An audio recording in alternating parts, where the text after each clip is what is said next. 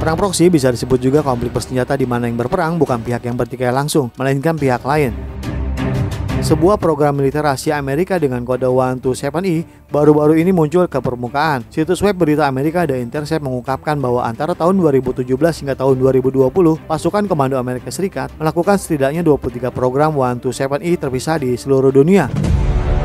Setidaknya 14 diantaranya berada di Timur Tengah dan kawasan Asia Pasifik. Program-program ini mengandalkan kekuatan mitra asing untuk melakukan apa yang disebut operasi kontraterorisme melawan musuh-musuh Amerika. Sementara, Amerika Serikat sendiri mempersenjatai, melatih, dan memberikan intelijen kepada pasukan tersebut. Membina kekuatan untuk pro-Amerika, ikut campur dalam konflik regional, menyerang saingan strategis dan negara-negara anti-Amerika. Ini adalah trik yang biasa digunakan oleh Amerika Serikat untuk mempertahankan hegemoninya, membina kekuatan pro-Amerika, ikut campur dalam konflik regional, menyerang saingan strategis dan negara-negara anti-Amerika Serikat. Menurut dokumen terbaru yang diperoleh situs The Intercept dan pengungkapan dari mantan pejabat senior Pentagon, Amerika Serikat selama bertahun-tahun telah mengobarkan perang proksi melalui program rahasia 127E di banyak negara, termasuk Niger, Kamerun, Mesir, Lebanon, Suriah, Yaman, Irak, dan Tunisia. Banyak program 127E masih aktif di Timur Tengah dan kawasan Asia Pasifik hingga saat ini. Kecanduan Washington terhadap perang proksi menunjukkan dirinya selama Perang Dingin dan memburuk setelah tragedi World Trade Center. Program militer rahasia seperti 127E muncul pada periode ini karena Amerika Serikat secara gencar mempromosikan strategi proksi di Timur Tengah, Asia Barat, Afrika, dan kawasan lainnya.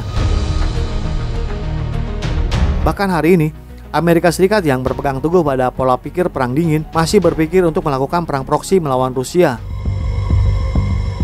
Selama beberapa dekade, Amerika Serikat telah mengembangkan sistem perang proksi. Itu memanfaatkan persaingan negara-negara besar, gesekan regional, dan konflik etnis atau agama, menyediakan senjata, intelijen, pelatihan, dan dana, dan juga dukungan negara-negara tertentu, partai oposisi, dan tentara bayaran. Semua itu mencapai tujuan strategisnya sendiri. Pada saat yang sama, Amerika Serikat juga pandai meluncurkan kampanye publisitas untuk mendandani proksinya sebagai kekuatan keadilan dan campur tangannya dalam urusan internal negara-negara lain dan perselisihan regional sebagai operasi yang adil untuk menjaga ketertiban dunia. Bahwa dibandingkan dengan mengirimkan pasukan secara langsung, perang proksi lebih rahasia dan tidak memiliki pengawasan dan pengendalian yang diperlukan karena tidak diizinkan melalui hukum internasional, biasanya berada di zona abu-abu.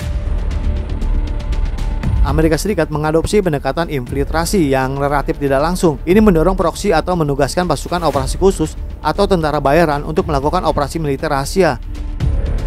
Amerika mahir mengambil keuntungan dari celah dalam aturan internasional yang merupakan pendekatan oportunistik tradisional sejauh menyangkut hubungan luar negeri.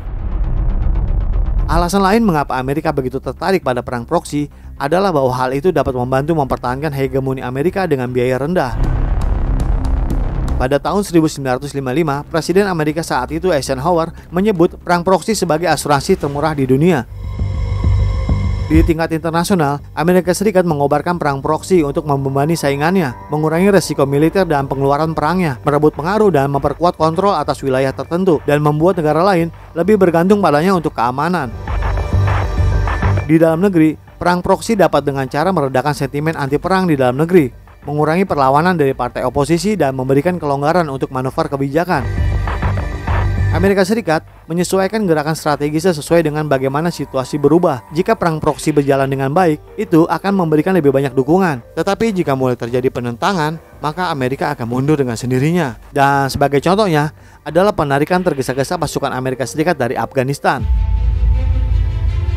Perang proksi Amerika dan campur tangan dalam urusan negara lain telah menciptakan krisis keamanan dan bencana kemanusiaan yang tak henti-hentinya. Amerika menjadi percaya bahwa konflik adalah hal yang baik karena membuat negara lain merasa lebih jelas tentang nilai superioritas militernya. Oleh karena itu, Washington akan mengambil inisiatif untuk membuat masalah dari waktu ke waktu untuk mewujudkan kepentingannya sendiri. Amerika sangat ingin mengobarkan perang proksi karena dengan cara itu Amerika mampu menahan dan menekan para pesaingnya dengan biaya yang relatif kecil. Demikianlah sedikit ulasan kami tentang bagaimana Amerika Serikat mempertahankan hegemoninya di tatanan internasional melalui perang proksi. Bagaimana menurut pendapat Anda? Silakan berikan pendapat Anda di kolom komentar kami. Terima kasih dan sampai jumpa di episode berikutnya.